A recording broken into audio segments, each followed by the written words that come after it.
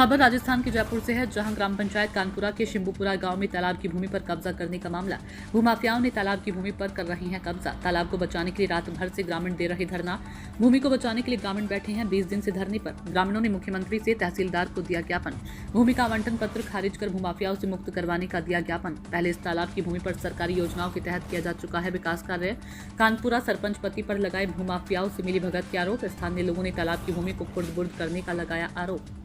गांव के लोग 20 दिन से बैठे हैं धरने पर। भूमि का आवंटन रद्द करवाने की मांग को लेकर धरना, लेकिन अभी तक मामले में कार्रवाई नहीं होने से नाराज हैं ग्रामीण। तालाब की भूमि अब बारिश का भरने से हुई लबालब। बारिश के मौसम में बरसाती बारिश में भी धरना जारी। रोहित कुमार सिंधी की रिपोर्ट। देखते हैं, पहले से जोड़ी बनी हुई थी, उसके बाद में इसमें जल ग्रहण योजना का काम चला और नरेगा का काम चला, अनाज के बदले काम की योजना का काम चला। इन योजनाओं का काम चला, इसमें कम से कम 50 लाख से भी ज्यादा बजट खर्च हो चुका राज्य सरकार का। उसके बावजूद भी भू माफियाओं ने इस तलाई की पाल को तोड़ दिया और इस पानी के क्षेत्र है तो ये गांव को भी नुकसान करेगा। और ये तलाई है तो तलाई के अंदर क्या है कि जंगली जानवर, गांव की मवेशियां सब पानी पीती है। तो ये प्रशासन को भी हमने अवगत करा दिया, बार बार अब हम अवगत करा रहे हैं कि इसकी तलाई के आवंटन को निरस्त करो, लेकिन प्रशासन कोई सुध नहीं ले रहा है, आंख में इसके बैठा है। प्रशासन के पास में जाते हैं, तहसीलदार जी के पास में, एसडीएम के पास में जाते हैं तो वो भी यही बोलते हैं कि यहाँ तो ये धरना प्रदर्शन झूठे दे रहे हैं, ये खातेदारी की जमीन है। तो उनको हम ये शुरू से ही चढ़ाई है। मैं 70 वर्ष का हो गया, 55 साल से मैं चढ़ाई देख रहा हूँ और 50 साल से इसकी बहस कर रहा हूँ। इसको निरस्त करने के लिए मैंने कलेक्टर साहब, विधायक, जिलाधीश महोदय के जाके आया था, भाई इसको निरस्त करो। बोले निरस्त कर देंगे, लेकिन आज तक निरस्त नहीं हुई। जो आवंटन हुई वो लोग आज तक यहाँ मौके पे आए नहीं। और 2003 से मैंने पूरा ध्यान दिया इसका, मतलब इसको पूरे कागजों का आर पार तक, भाई ये कब्जा नहीं करें आकर के। इन्होंने ने तो कब्जा किया, अलाटमेंट वाले ने कास्ट की, कुछ भी नहीं किया। पता नहीं 2000 बाद में इन्होंने कैसे क्या किया, इनसे मिलजुल करके और इनके खाता खुलवा लिया आपके नाम से।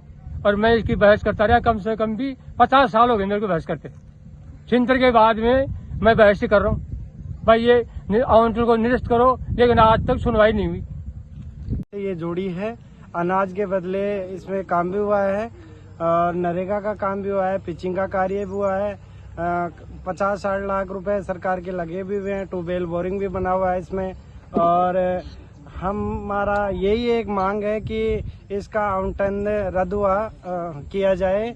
सरकार से यही मांग है, जिला कलेक्टर महोदय साहब से, तहसीलदार जी से, और अभी तक प्रशासन ने कोई सुध नहीं ली इसकी।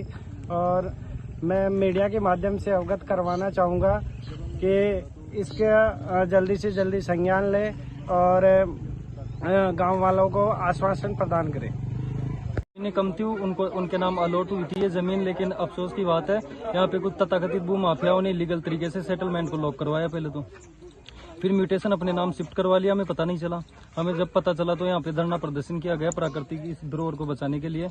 और यहाँ पे अफसोस की बात है अब तक कोई भी प्रशासनिक अधिकारी नहीं आया, चोमू की सीटिंग एमएलए भी नहीं आई। हाँ, रामलाल जी शर्मा 1-2 बार आए थे और हमें आश्वासन दिए थे, हम डीडी न्यूज के माध्यम से उनको अवगत करवाना चाहते हैं कि वो मौके पर आए और मतलब मौके पर आके इसका समाधान करें।